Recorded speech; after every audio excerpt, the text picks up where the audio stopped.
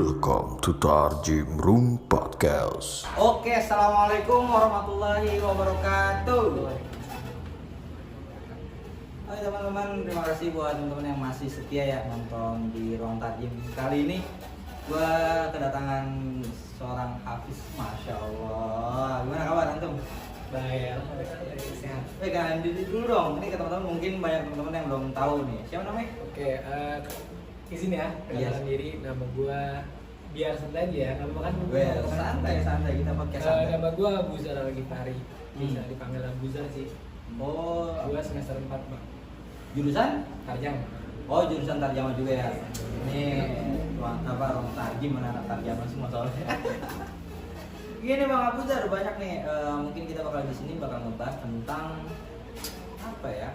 Tentang karena antum habis Quran, masya Allah. Kita bakal berkaitan tentang Al-Quran mungkin ya. Ini soalnya banyak teman-teman yang apa ya?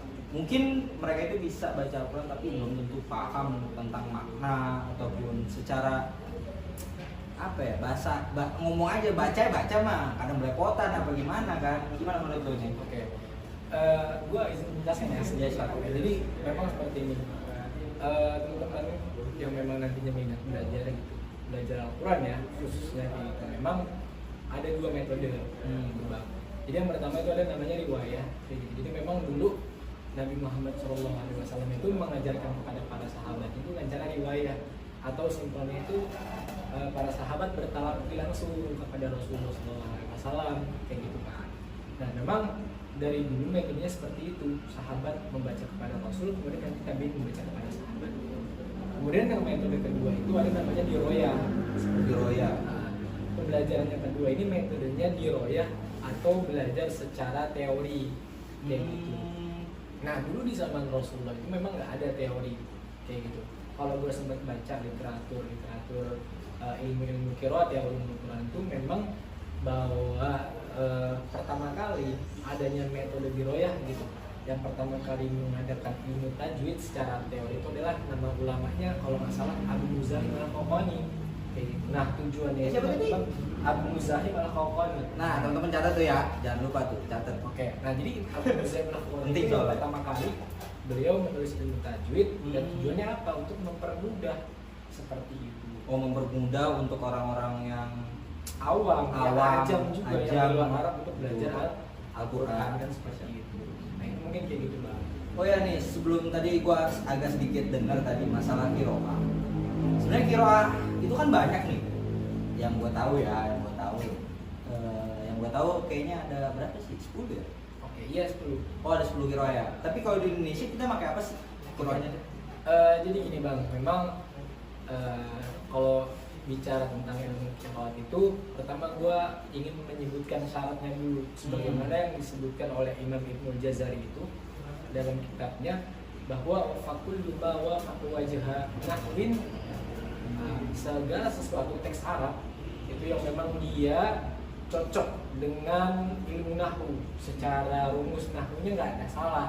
Kemudian yang kedua itu cocok dengan Rasul Utsmani, tulisan Al-Quran pada zaman Utsman bin Affan yang Utsman waktu itu kumpulkan para sahabat menuliskan Al-Quran kemudian disebarkan ke beberapa kota itu. Nah itu yang disebut dengan tulisan Rasul Utsmani. Makanya kalau misalnya kita lihat Al-Quran itu contoh di surat Al-Fatihah di Maliki Yaumiddin harusnya kan mim kemudian alif ke atas kan. Betul. Tapi ini disambung mim lam kaf maliki tapi dikasih alif atas step gitu doang. Nah itu nanti ada perdebatan, ada pembahasan tentang namanya ilmu Rasul Utsmani. Intinya yang pertama itu harus sesuai dengan kaidah nahwu, kemudian yang kedua harus sesuai dengan Rasul Utsmani, yang ketiga sanadnya mutawatir, ada sanadnya, jadi ada rantai matanya seperti itu. Misalkan dari Bang Rido ke siapa sampai ke sanad lah, Nabi Muhammad, nanti ke malaikat Jibril, nanti ke Allah Subhanahu wa taala. Nah, ketika teks Arab memenuhi tiga ini, itulah yang disebut dengan Al-Quran. Oke, berarti ini maksud gua yang tadi kita bahas tuh, yang tadi lu bahas tentang masalah sanad ya. Iya. Berarti penting juga ya sanad itu. Penting benar, karena memang sanad tertinggi dan yang paling mudah itu sanad Al-Quran. Tapi sebelumnya teman-teman kayaknya kalau bahas Al-Quran kayak makro matiin dulu kayaknya. Nggak enak nih, maaf nggak enak nih. Terus juga kalau memang melihat dari hadisnya memang ada gitu. Kalau masalah riwayat Muslim, ketika Umar pernah sholat di belakang sahabat, kemudian sahabat itu membaca dengan riwayat lain. Itulah dengan bacaan lain membaca surat Al-Furqan. Ketika Umar selesai sholat marah, dibawalah ke Nabi.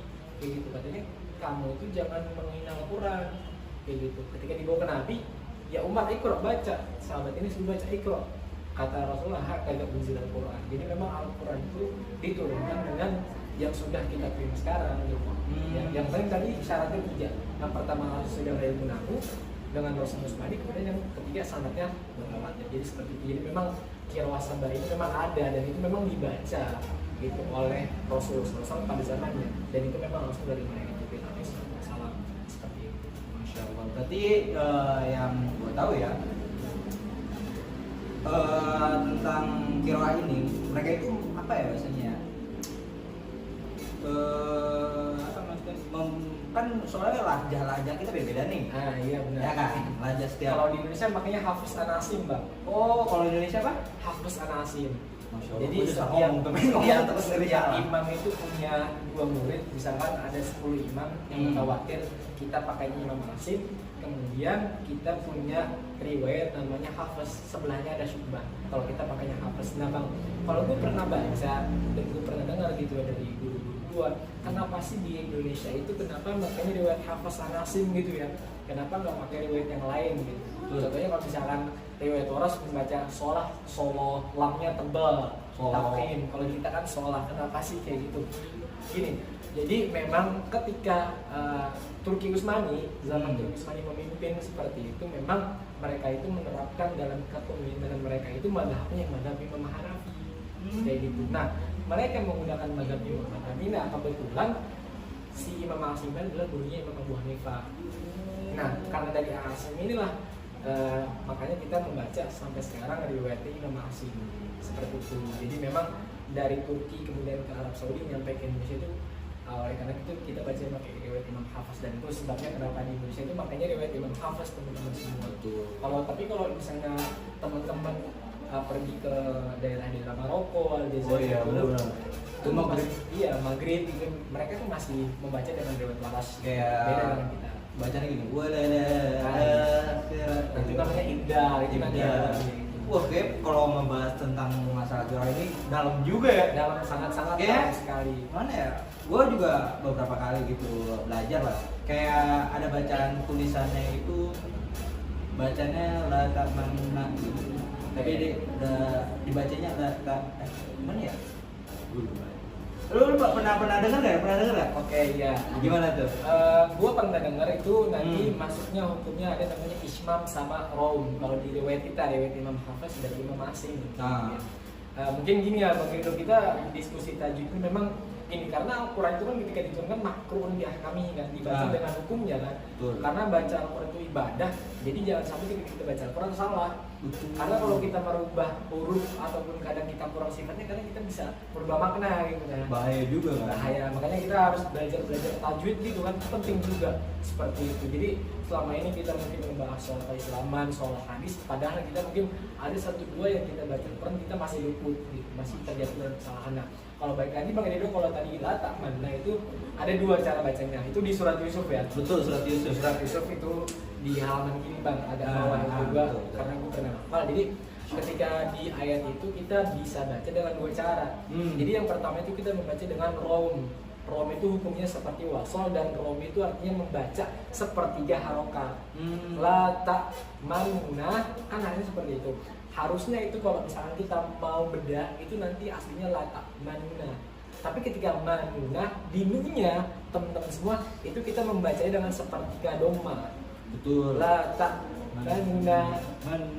Seperti itu. Jadi membaca domah tapi tidak jelas domahnya sepertiga.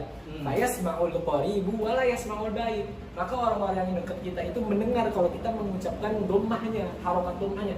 Wa la yasma'ul ba'id. Tapi orang-orang yang jauh dari kita itu mereka nggak akan dengar kalau kita itu baca pakai domah. Itu cara yang pertama, raum. Kemudian yang cara kedua itu isma. Kita tidak benar baca pure itu dengan domah, tapi kita menggerakkan mulut kita seakan kita membaca domah. La ta'manna itu kan tidak memberikan domahnya. Kalau kita ismamkan la ta'manna, nah jadi dimonyongkan. Karena setiap huruf yang harokatnya dhammah itu harus kita monyongkan Bang. Jadi kalau simpelnya kalau mau belajar nanti tahsin Al-Quran, kalau misalnya fathah buka A, dhammah U, kalau kasrah I. Nah ketika dhammah memang harus monyong. La ta'man dibalikin lagi. Itu yang namanya isma. Seperti itu Bang Ibu. Masya Allah sih. Soalnya gimana ya, menurut gue ini pembelajaran yang gimana ya, jarang orang ngeh gitu. Soalnya kan apalagi kita khususnya anak tarjamah nih kan, kita penerjemah, kemudian kita menerjemahin bahasa Arab khususnya ya, kita difokuskan untuk menerjemahkan bahasa Arab walaupun bahasa-bahasa Arab juga kita terjemahkan. Jadi menurut gue nih teman-teman, ini hal yang penting gitu. Soalnya ini pedoman kita nih Al-Quran ya, tapi kita belum paham tentang bagaimana cara membaca yang benar gitu. Berarti aduh ya Allah, kayak kita harus banyak-banyak belajar nih. Ya harus belajar. Kayak gue harus belajar lama. Ya, kalau misalkan mau belajar mungkin Bang Ridho sebenarnya ini karena jadi host aja, jadi beliau kawan. Mungkin beliau juga kompeten gitu dalam bidang qiraat seperti itu ya. Mungkin poin gue gitu sih Bang. Kita itu membaca Al-Quran kan ibadah. Seperti itu. Jadi ketika kita memang niatnya ibadah, jadi benar-benar harus memang sesuai dengan hukumnya gitu. Kita misalkan baca huruf apa, kita harus memberikan hak dan mustahak dengan sifat dan makhraj hurufnya. Karena di bahasa Arab kalau misalkan kita merubah sedikit, itu bisa berubah makna. Betul. Begitu aja. Ya, perumpamaan gini ya kan. Lu manusia, mau dimanusiakan kan. Lu nggak mau nggak bakal maksudnya lu nggak rela lah hak lu dicabut ya nggak? Iya. Kayak rasa gondok apa gimana? Kayak huruf Al-Quran juga gitu kan. Iya, benar. Kayak harus diberikan haknya. Benar banget itu. Dia harus memberikan haknya, dia punya hak, kita harus tunaikan haknya. Mungkin kayak gitu. Tapi ngomong-ngomong nih, kan kalau habis Quran yang gue tahu mereka kan yang beli sanad nih. Kalau gue tahu nih sanad keberapa nih? Waduh. Nggak, kita sharing-sharing aja. Menurut gue nanti mungkin menjadikan rekomendasi nih buat teman-teman ataupun buat apa bahasanya ya? Buat teman-teman nih adik-adiknya gitu. Adik-adiknya buat masuk pondok pesantren gitu kan, for it gitu kan. Oke. Ya jadi buat sanat aja. Oke. Gak nyebutin pondok gitu apa bang? Soalnya kita nggak di endorse. Oke.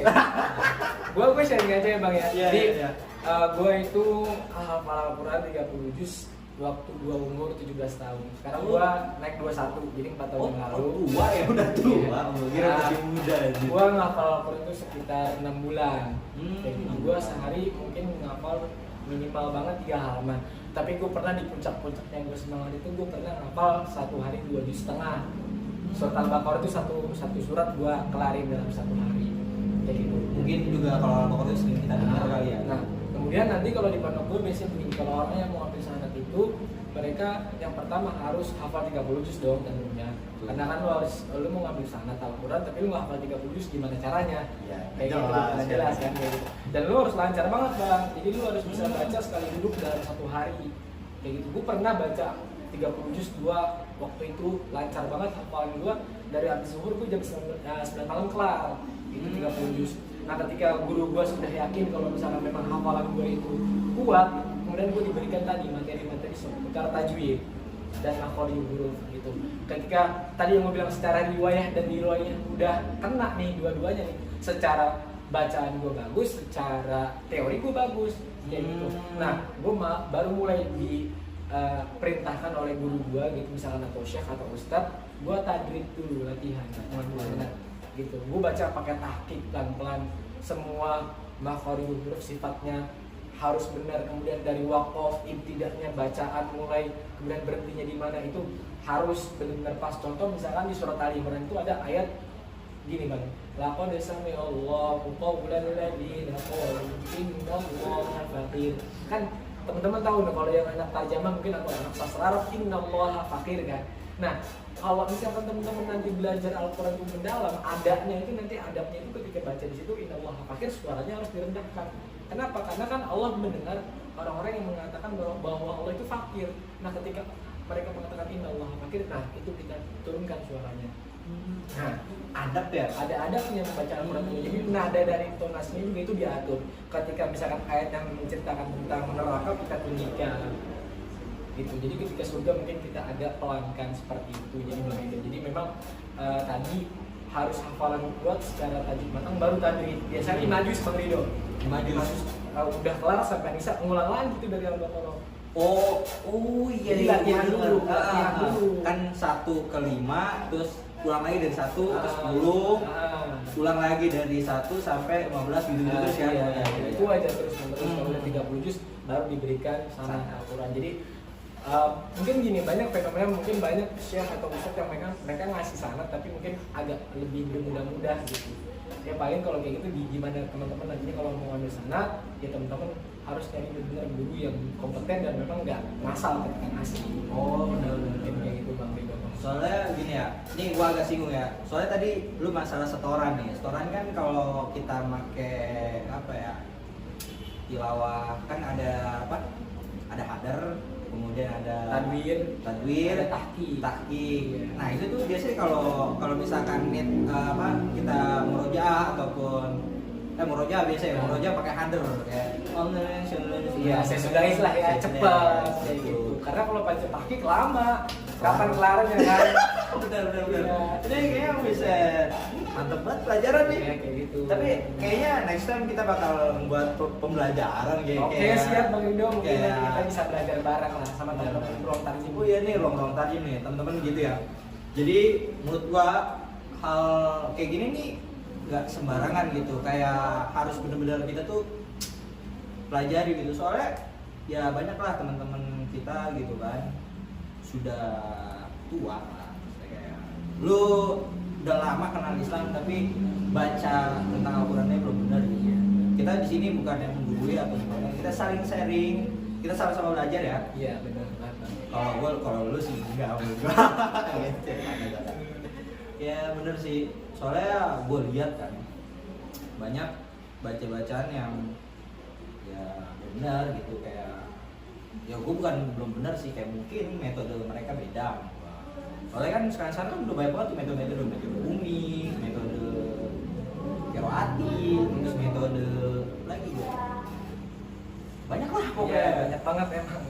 Gue sampai bahasa itu kemarin lihat dan emang benar sih bacaannya. Ya, pada akhirnya Bang Rido, memang caranya orang itu ragam, betul. Kan? Ragam cara, kemudian memang masing-masing itu punya caranya sendiri. Yang mungkin bagi dia itu harmonis, tapi pasti mereka tuh menuju kepada keseiramaan kayak gitu. Tujuannya pengen bisa baca Al-Quran yang baik loh, yang bagus loh, sebagaimana memang dia diturunkan kepada Nabi Muhammad. Soalnya gini, ketika perbedaan itu kan menjadikan sebuah harmonisan. Iya pastinya. Kata Rasul apa?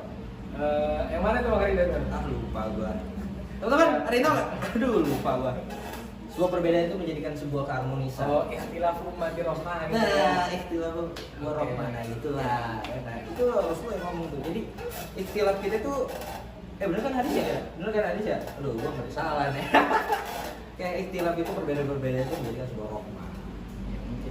Jadi kita harus harmonis ya dalam pembacaan Al-Quran, karena kalau teman-teman nanti mungkin next time keluar negeri kan, ke Maghrib, ke Maroko, Aljazair, kemudian ke Taif, sama Taif Mekah. Dengar kirot lain, jadi jangan sampai salah paham. Benar-benar. Itu karena memang ada kirotnya dan itu memang diajarkan. Intinya tadi 3, pertama harus sesuai dengan ilmu nahwu, 2 harus sesuai dengan norma usmanya, ketiga harus sanadnya mutawatir jelas sampai kepada Rasulullah. Berarti kalau di jurusan tarjum ini sangat worth it banget ya buat orang-orang Islam. Karena maksud gini, antara bahasa Arab penerjemahan dan Al-Quran itu ada kaitannya. Iya sih benar. Karena gue pribadi gue ngafal Al-Quran mudah karena gue bisa bahasa Arab. Maksud gue agak sedikit paham dan gue baca terjemahan itu, gue agak sedikit paham dan gue akan lebih mudah ketika menghafal Al-Quran kayak gitu. Berarti worth it juga nih. Gini teman-teman ya. Kayak seakan-akan ketika lu membaca tapi lu paham tentang maknanya, lu bakal lebih ngeresepin. Kayak anjing dalamin gitu. Kayak wah banget gitu. Bener banget. Kayak nggak sembarangan lah. Kayak kita nih anak penerjemah khususnya ya teman-teman, dan juga teman-teman yang di luar nih yang mungkin pengen belajar dan juga pengen tahu gitu. Bisa lah nanti kita sharing-sharing ke Abuja. Mungkin ada IG-nya nih. Boleh nanti gue pasarin lah ya. Ini spesial lah. Soalnya gimana ya? Gue jujur deh. Di kampung khususnya di kampung-kampung gua misalkan ataupun di kampung-kampung pelosok, mereka itu pembacaan Al-Qurannya masih menurut gua ya, tapi kan walaupun gua nggak pintar tapi lihat sendiri gitu, kayak masih kurang lah, kayak gimana ya, orang kampung atau orang nggak kampung doang sih, mesti banyak lah di luar sana yang masih kurang tentang pembacaan Al-Quran. Jadi ini hal yang penting. Dan ini memang terkadang luput dari kita menganggap remeh, padahal sebenarnya itu akan dipertanggungjawabkan nanti. Iya sih, ini bahaya juga ya kita nyebut nih, misalkan ya, misalkan apa ya, Alhamdulillahirabbil alamin, harusnya alamin pakai ain jadi ngalamin. Ada biasa di kampung-kampung gitu tuh. Bukan nggak di kampung, di kota juga ada sih. Buat di semua daerah ada. Karena mungkin pada akhirnya gini, ketika orang yang nantinya ingin jadi imam itu yang pertama kali diperhitungkan itu bukan soal tua atau mudanya, tapi siapa yang paling bisa baca Al-Quran. Kalau misalkan sama, nanti siapa yang paling ngerti sholatnya, fikihnya misalnya seperti itu. Ketika misalkan udah sama, baru nanti umurnya siapa yang lebih dulu masuk Islam. Nah kayak gitu, jadi memang yang pertama kali perhitungan itu siapa yang paling bacaan Al-Qurannya paling baik, seperti itu. Oh iya, gue ingat. Nah, seperti itu. Jadi Sejarahnya tolak ukurnya bukan Anda muda, saya tua, saya imam, enggak. Ketika Anda baca Al-Qurannya bagus, Anda kemudian dalam bidang ilmu tajwid, ilmu qiraah, karena Anda ini imam dan di belakang Anda makmum, itu Anda mempertanggungjawabi semua makmum Anda, jadi Anda harus benar-benar baik bacaan Anda. Iya. Kayak saran gini lah. Ya kita kan seorang pemimpin gitu. Seenggaknya kita menuntun mereka dengan cara yang baik gitu kan, baca Al-Quran yang baik atau hal yang lainnya. Jadi harus banyak-banyak belajar sih. Ini mungkin teman-teman nih next time kita bakal ada pembelajaran lagi ya tentang qiraah ya. Insyaallah. Masya Allah, ini gimana beliau nih? Lu ini sibuk ya? Kayaknya ya banyak juga lu ngajar-ngajar ya? Ngajar-ngajar juga. Gua aktif ngajar, aktif di kuliah, aktif berorganisasi juga. Kayak bagi waktunya ribet banget. Tapi ya gitulah teman-teman ya. Mungkin, oh iya nih satu lagi nih, gue lupa kemarin itu adalah sebelum gua ngechat lu gitu kan. Ada nih adik-adik kita ada yang ngechat gua, bang. Minta saran bang ke Bang Abuzar tentang apa katanya, tentang teknik untuk hafal Al-Quran gitu. Mungkin teman-teman di sini ada yang pengen hafal Al-Quran gitu. Teknik untuk penghafalan gimana sih kalau metode lu gitu? Oke, gini, sebelum gua ngasih teknik ya. Mungkin ini pertanyaan terakhir ya, Oke. Jadi ada beberapa syarat yang memang kita harus sepakati dulu ketika kita ingin menghafal Al-Quran. Yang pertama gini, niat lu jelas. Lu niat ngafal Al-Quran itu buat apa? Bukan karena eksistensi lu, bukan karena nantinya lu memperdagangkan Al-Quran misalnya seperti itu. Nah, jadi memang harus niat lu lurus untuk Allah Subhanahu wa taala kan seperti itu. Itu pertama niat. Yang kedua, lu harus khusyuk. Kayak gitu. Khusyuk dalam artian begini, ketika lu nanti ngafal Al-Quran, lu benar harus fokus tanpa HP gitu. Kok bisa-bisanya ketika lu ada omongan manusia gitu, WhatsApp atau Telegram gitu, lu bisa baca gitu. Tapi ketika Al-Quran lu fokus dikit aja nggak bisa gitu bang. Kan itu ribet gitu ya. Oh iya benar-benar. Aduh sindiran parah. Gitu ya. Allah. Nah, itu akan benar-benar mengganggu. Kemudian yang ketiga itu tempat. Tempat. Jadi jangan sampai kita ngafal mungkin di kasur sambil selimutan, yang ada tidur bang. Benar. Atau di pasar ya kan. Tapi juga kan baca Al-Quran juga kan ada adabnya ya. Ada baca teknik-teknik untuk pembacaan Al-Quran. Benar. Terus yang terakhir menurut gua gini, ketika teman-teman mau ngafal Al-Quran nih, ketika udah pegang satu mushaf, entah Syamil, entah Cordoba, entah Quran cetakan Madinah Mesir, udah pakai itu aja terus. Oh istiqomah terus gitu ya. Karena nanti kalau kita ganti-ganti kita akan fokusnya keganggu. Gitu teman-teman. Ngaruh juga kayak Ngaruh banget ya. Apalagi buat anak-anak yang masih umurnya muda gitu ya, belum setua kita lah gitu, udah kepala dua gitu ya. Kepala dua kan benar-benar mengganggu. Gitu kepala dua. Itu mungkin teknik-teknik di situ. Terus kalau misalkan buat ngapal, sebenarnya ngapal itu menurut gua ibaratnya kayak kita nyekan lah. Kita itu punya alat scan apa mata gitu, ya kan? Kayak gitu, ketika kita punya mata, kita fokuskan aja, kita melihat kita mau ngapal berapa dulu. Kayak gitu. Contoh misalkan gini, gua sekarang mau ngajarin teman-teman misalkan gini, gua mau mengucapkan beberapa kata, teman-teman ngikutin. Saya mau pergi ke pasar, gitu. Ketika teman paham dan teman-teman bisa mengikuti gua dan berulang kali, teman-teman akan hafal seperti itu, kan? Atau misalkan kalau emang tulisan, ya teman-teman tinggal melihat dan menyekan. Kayak gitu. Jadi bisa mungkin kita yang menghafal, melihat benar-benar, kemudian baca tanpa melihat, seperti itu.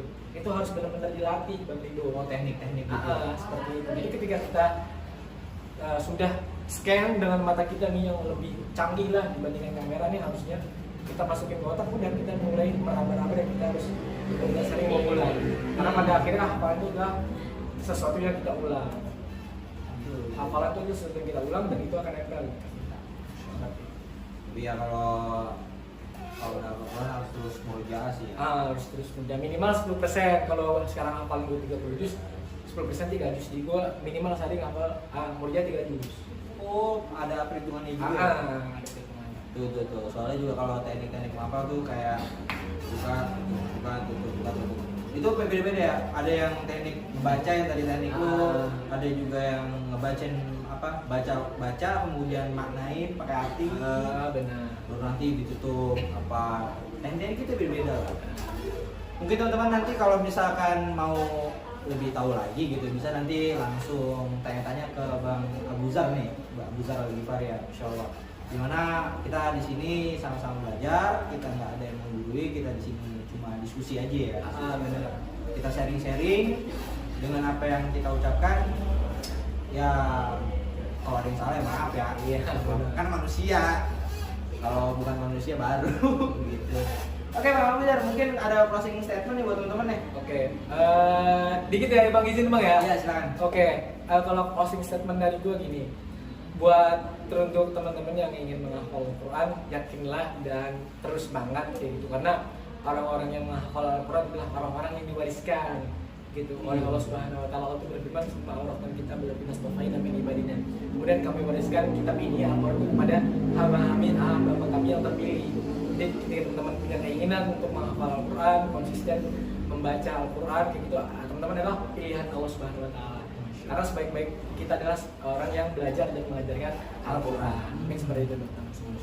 Jadi emang ibarat kata kalau lu ngapal Al-Quran, apa kitab Allah yang lu jaga pasti Allah bakal jaga lu. Benar. Keren banget ya. Oke teman-teman, mungkin cukup ya. Oke, cukup Bang Rido. Cukup nih, nanti buat teman-teman yang lainnya gue sekali lagi ingetin. Jadi teman-teman kalau yang mau belajar lagi bisa langsung chat atau DM lah Bang Abu Zar ya. Oke. Nanti buat IG-nya nanti gue bakal cantumin nanti di deskripsi gitu ya. Kita close ya. Oke, siap Bang Rido. Ruang terjim. Hai, penuh arti. Wassalamualaikum warahmatullahi wabarakatuh. Waalaikumsalam.